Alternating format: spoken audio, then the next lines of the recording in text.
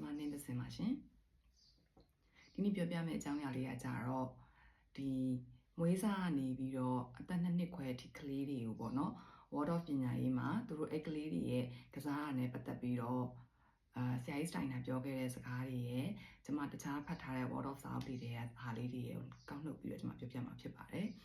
တော်တော်များကမွေးကင်းစားကနေမွေးကင်းစားဆိုလို့ရှိရင်ပေါ့နော်ဒီနိုးတိုက်တာ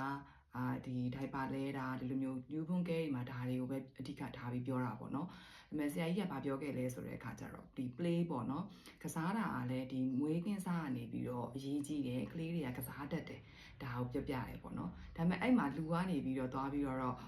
lead လုပ်ပြီးကစားပေးစရာမလိုဘူးပေါ့နော်သူတို့ကလူသားရဲ့ဒီ instinct ထဲမှာကိုကတင်ယူလိုခြင်းအဲ့ဒီစူးစမ်းလိုခြင်းဆိုတဲ့အစိတ်ကပါပြီးသားလေနော်ကျမတို့အဲ့ဒါတွေပါလို့ဒါဒီ human evolution ရပေါ်လာတာ哦ဆိုတော့ကြတော့ကလေးတွေကလည်းဘယ်ချိန်မှစကစားတတ်တာလဲဘယ်ဟာလေးတွေကသူတို့ရဲ့အယုတ်ကလေးတွေဖြစ်မလဲပေါ့အဲ့တော့မွေးပြီးဆိုတာနဲ့မွေးချင်းကတော့ကလေးကတော့မသိသေးဘူးပေါ့နော်အဲ့မှာစပြီးတော့သူတို့ဟိုလောက်ဆိုလို့ရှိရင်3-4 လလောက်ဆိုလို့ရှိရင်သူတို့ရဲ့လက်ကလေးတွေ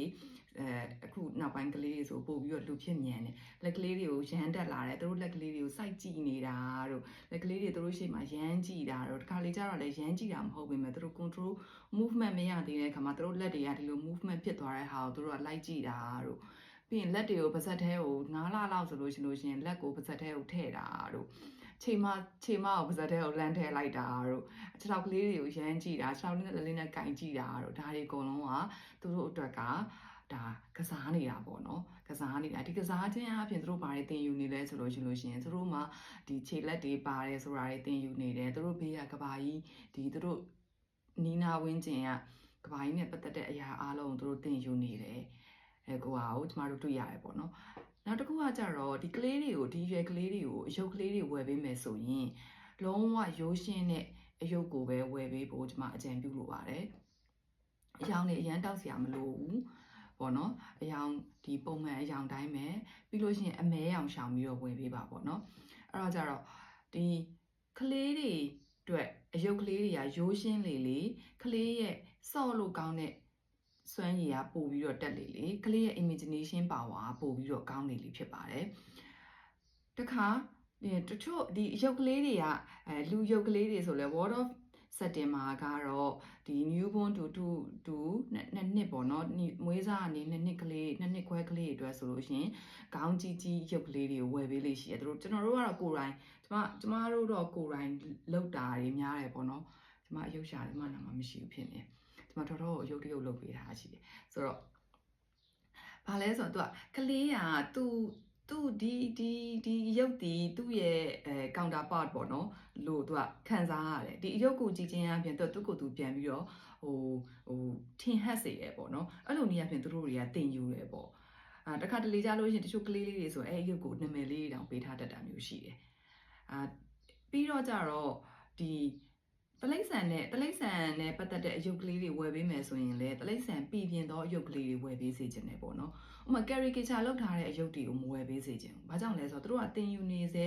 ကာလတွေဖြစ်တဲ့အတွက်ကြောင့်မို့လို့ caricature လောက်ထားတဲ့အယုတ်တွေကိုဝယ်ပေးလိုက်တယ်ဆိုရင်ကလေးရဲ့စိတ်ထဲမှာဒီဟာနဲ့ပတ်သက်ပြီးတော့အ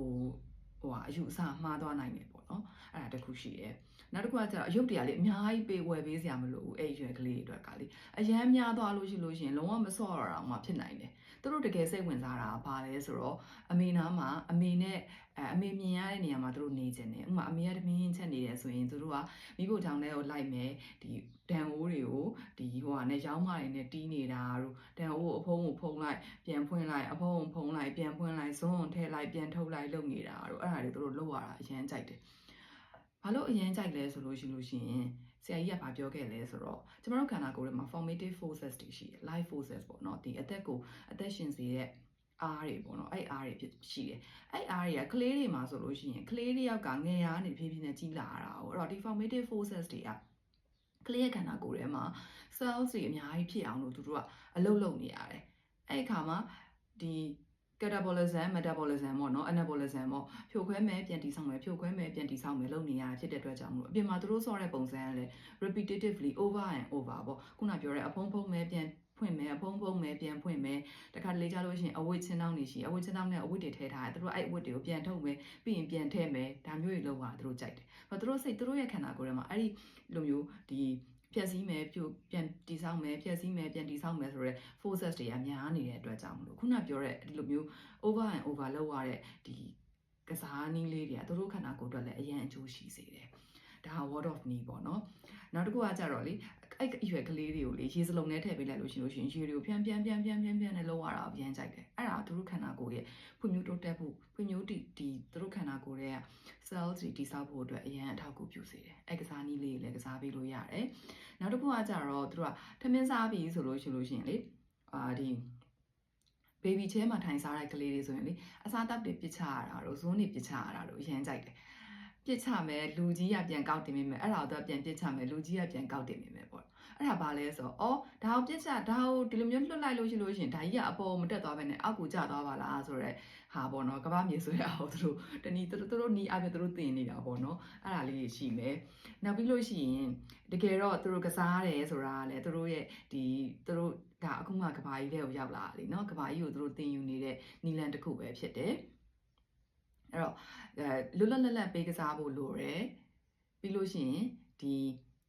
sensory ပေါ့နော် sensory play တွေပေးကစားဖို့လိုတယ်နောက်ဆုံးပိတ်ကစားပြီးပြီဆိုလို့ရှိရင်အယုတ်တွေပြန်သိမ်းပြီ